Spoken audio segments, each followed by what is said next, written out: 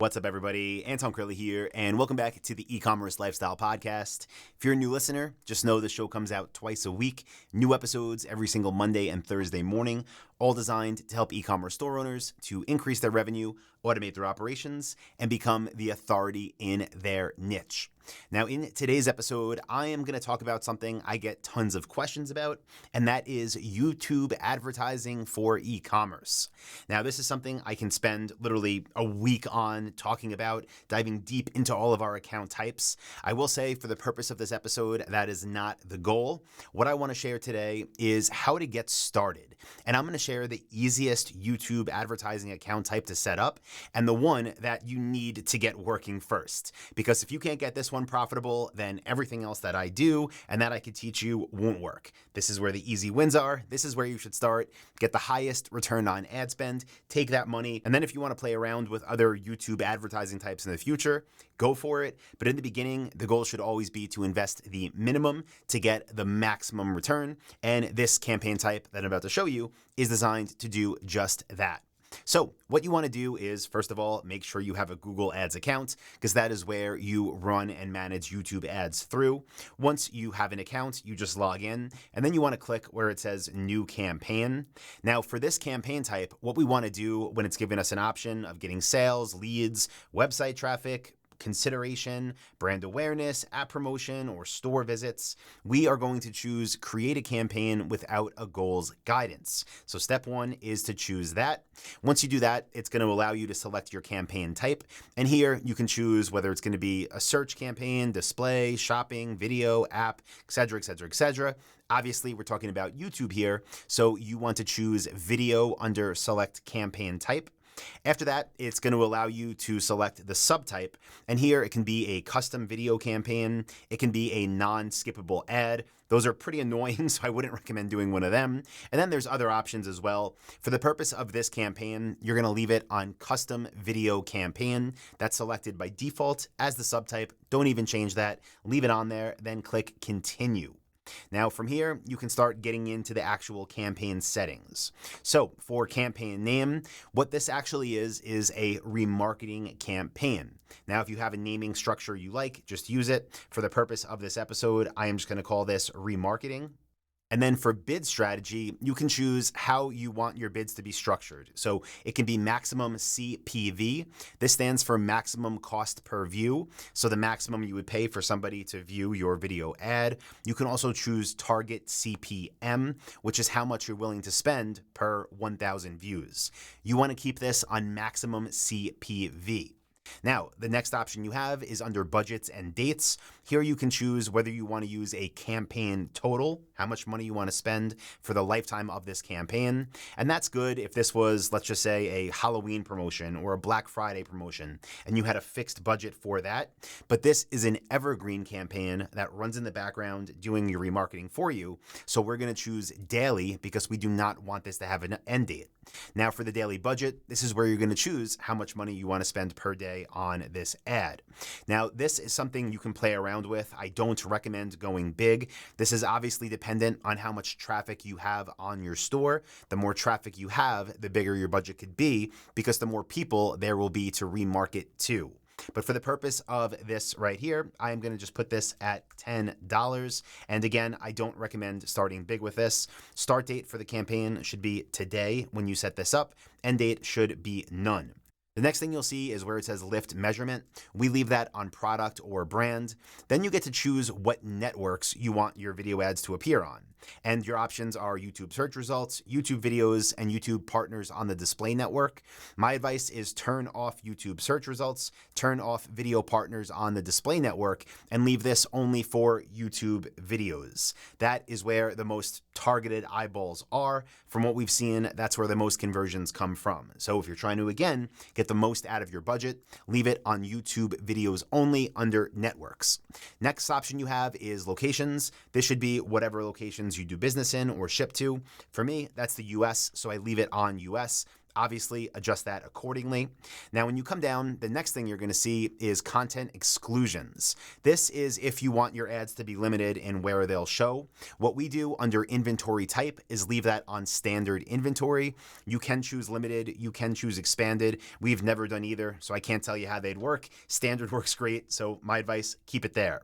Now, the next place that you'll see as you're setting this campaign up is where it says excluded types and labels. Now, if you expand this, what I recommend you do is exclude your content, meaning your video ads, from being shown on embedded YouTube videos. Again, we haven't seen the best results there. Save your money. Exclude your content from that. Next one is live streaming videos. And the thought process there is, let's say somebody's watching a YouTube live stream where the creator has ads enabled. If your ad pops up while somebody's tuning into a live stream, most likely they're watching the live stream for a reason, right? They're not going to get distracted and leave that live thing. So we turn that off too, save money. And then under select digital content labels to exclude, we don't exclude any of them. We just leave content not yet labeled. We leave that one excluded. It's on by default, but everything else we leave on. So moving down from there, you have additional settings. Now here you can choose your conversion settings. I'm assuming if you're watching or listening to this episode that you already do use Google Ads and that you already do have conversion tracking set up. If you do, leave it where it says account level conversion setting. If you don't have it set up, then you should set up conversion tracking. So obviously you'll know if these things make you money or not. If you don't know how to set it up yet and you're a member of the Dropship Lifestyle Coaching Program, I'll post a link in the description of this episode that'll take you through the full training on how to make sure conversion tracking is set up properly. It is extremely important because if you're spending money on ads, you want to know which are making you money and which aren't. Now, next section is for devices. And here you can choose if you just want to have one bid across all different devices, phones, computers, tablets, TVs, if you want to exclude any, if you want to modify them. I recommend choosing set specific targeting for devices, and under TV screens, just turn that one off, because on the TV when people are watching, it is, in my opinion, it's next to impossible for them to go click a link and then go on their TV and complete their purchase. So we do not advertise for this campaign specifically on TVs. We exclude that. Next thing, extremely important, is frequency capping. This is how often do you want your video ads to show to the same people. The frequency is how often it's shown. The cap is how often you'll let it happen. When do you want to cut it off? The reason this is important is because you don't want the same ads showing 20 times a day to the same people. Even if they want to buy from you, they're going to get annoyed. So here for cap impression frequency, that means how many impressions, how many times can they even see the ad? We keep this at 1 per day. So the people that are in this campaign will not see the ad more than 1 time per day. If you want to make it even less than that, you can set your frequency at per week and make it even less. But we do 1 per day. Schedule, we let these things run all day, every day. So we don't do any type of time bidding. That would be if you want to run your ads for only a 12-hour a day window or something like that. Again, we let them run all day. Our stores don't close. People can buy whenever they want. Okay, next thing, ad group name. This is when you're choosing the name you want to give the ad group. Now, the way Google Ads works is within the ad group, that's where you choose who the ad group will be targeting. So who is going to be eligible to see this? Now, depending on how much traffic you get, this can be as small as 2 days or 7-day website visitors. If you don't get much traffic and you don't have that many people to retarget, maybe this will be 30-day website visitors. For the purpose of this example right now, I am just going to name our ad group 7-day website visitors. And what's important to note is that I'm naming this, that's not changing anything with targeting. That's just like a visual cue for me. When I look at it, I'll know that this ad group is going to be targeting 7-day website visitors, but we choose our targeting, we choose that 7-day website visitor group in the next section. So the next thing you'll see under that is where it says demographics. Because this is a remarketing campaign, we don't limit ages or genders or household incomes. We keep everybody in there, so we don't make any modifications there. For audience segments, this is where you choose the 7-day website visitors in this example. Again, if you don't have much website traffic, maybe it's 30-day website visitors. But all you have to do is expand where it says any audience segment. And then Google is going to show you all of the different audiences you have created. From here, just check off the 7-day website visitor, or again, whichever audience you want to target. If you don't have your audiences set up yet, then again, if you're a member of Dropship Lifestyle, be sure to go through all of the training in Module 6. That way, these audiences will be here, ready for you to select. And when you're in here, you'll see it says you can create new segments in Audience Manager. You can click that. Again, it'll take you to the section where you can create these segments. Now, the next thing you're going to see is where it says content. This is where you can choose things like keywords, topics, or placements. We don't choose any of them for this campaign type because remember, this is only remarketing. We don't want to mix in people that are just searching for our product types. We want the people that have been to our website, and we just selected them by going into the audience segments. Now, next thing you're going to see is bidding. This is where you can choose your maximum cost per view. How much are you willing to spend per view of your video ad? This is where I recommend bidding high because just because you bid high, first of all, doesn't mean it's going to spend high, but you want to make sure you're getting eyeballs on these videos because your targeting here is very precise and it should be worth a lot of money to you. So my advice here is to bid $1 cost per view. Again, it doesn't mean it's going to spend $1 every time, but you're willing to spend up to that per view. That's your bid in the auction against everybody else that's trying to bid on video views for your 7-day website visitor audience. Now, under that, you'll see it says top content bid adjustment. This is if you want to spend more for popular videos. We don't do that here, so just leave that blank.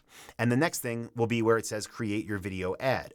This is where you can paste the video from your YouTube channel of the ad that you want to use in this campaign. So for the purpose of this episode, I'll just grab a YouTube video from our YouTube channel for Dropship Lifestyle. I'll plug one in, and then we'll move forward and I'll show you what they don't let you do at this stage of the setup process. So once you paste your link, it'll give you the options here where you can choose, do you want this to be a skippable in-stream ad or a video discovery ad? You want this to be a skippable in-stream. What that is it'll play before somebody's video starts playing, a video they want to watch, or it'll play in the middle of a video someone's watching, or at the end. If you choose video discovery ad, they have a time and place, but it's not here. Those are ones that people will be just scrolling through their feeds, maybe on Google Discovery, maybe on YouTube, maybe on Gmail, and they'll see an ad for your video there. Again, for the purpose of this campaign, again, the one that'll make you the most for the minimum investment, you want to choose skippable in-stream ad. Next thing is final URL. This is the URL that you want to send the website visitors to. Now, this is going to be your product pages or again, wherever you want people to go back to. For the purpose of this episode, I'm just going to make it dropshiplifestyle.com. The next thing you can choose is a call to action. This is going to be the button that somebody sees under the video ad when they're watching it, or to the right of it if they're watching this on a desktop device. What we have found to work really well here is open. So when you click it, it'll give you some options to select from, learn more, shop now, things like that. I recommend typing in open, and the headline is whatever text you want to put in there that will be shown next to the call to action button. So because this is remarketing, we can say something like come back now. And then they'll see the ad. The ad will be me or someone from one of our companies talking about why they should come back and complete their order. The text will say come back now. The button will say open. They click it, brings them back to what they were looking at. Now, next option you're going to see is a companion banner. This is a little graphic, little image that'll show next to the video ad if someone's watching on desktop. Now, by default, it's auto-generated, and that's just whatever your YouTube background image is. It'll pull that in. I do recommend selecting upload an image, and when you click that, it'll allow you to upload a custom image that you can make to match the ad. That way it is more relevant, it matches better, it matches the message of the video. They get higher click-through rates, they get more traffic back to your site, and of course, that means more sales. Now for ad name here, since it's just a demo, I will name it demo. Typically, I would name this the promotion or the product that was being offered in the video. But what you're gonna wanna do at this step is click Create Campaign. Now, this is going to take us to the final settings. I'm going to click Go to Campaign or Continue to Campaign and show you what you need to do that I don't know why they don't let you do by default. So once you are at the top level overview of this new campaign you just created, you want to go in the sidebar, the left sidebar, and click where it says Audiences. Now, what you're going to see there is the audience you just selected. It'll be under audience segments. You can click either show table and it'll show it there. Now, if you remember when I just set this up, I didn't add the 7-day website visitor audience because this is a demo account. But if I did, this is where it would show it to me. But what you want to do here is scroll down to the bottom. Again, you can't do this during the initial setup. You got to do it once it's published. But that is come down here and it says exclusions. Now, under exclusions, you want to click where it says edit exclusions and you want to choose a new audience. This audience is going to be website customers, people that have purchased from you. Just remember, the goal of this campaign is to bring people back and to have them buy from you. If they already bought from you, you don't want to keep showing them ads telling them to come back and buy. So once this is all said and done, your campaign will be set up. When you click into audiences, under the audience segments, it'll show 7-day website visitors. Under exclusions, it'll say website customers or whatever you name your customer audience. That way, it'll only show to recent website visitors who have not yet bought. It's going to bring them right back to the products they were looking at. It is going to increase your return on ad spend. And again, this is a campaign that anybody should be able to get set up and make profitable with YouTube ads. It really is the perfect entry point into making this work. I'll show you one more thing while we're here. That is in the left sidebar where it says devices. Now, we did lower our bid adjustment by 100% for TVs because we did not want our ads showing on TVs. If you want to lower them a little bit for tablets or mobile, you can do that on this screen. Just click on the edit bid adjustment. You can go decrease by, and if I wanted to spend less money on tablets, maybe 30% less, I can click save, and now that'll be updated as well. And the beauty of this is once this campaign starts running, once the ad gets approved, you'll see all of your data in here so you can make decisions if you want to increase your bids in places or lower them in others. You'll see exactly what's working. And from there, you can decide if you want to scale up, spend more money on YouTube, and start trying those other more advanced campaign types. Now, I will let you know if you are a member of my program called The Best Thing I Learned in Marketing.com. The episode that is coming out November 1st is all about YouTube ads, where I go more into depth with the campaigns that build on this. If you're a member, it'll be there November 1st. If you're not a member yet and you want that, go to thebestthingilearned.com. You can subscribe. You'll be notified as soon as that episode goes live. Link in description. And if you're looking to build a highly profitable semi-automated store, you want to know the best types of products to sell, go over to dropshipwebinar.com. You get a free training from me there that shows you exactly what we do to build highly profitable semi-automated stores, dropshipping high-ticket products from domestic suppliers. And finally, if you got value from this one, do me a favor, give it a like, leave a comment, let me know, and I'll be back on Thursday with the next episode. See you then.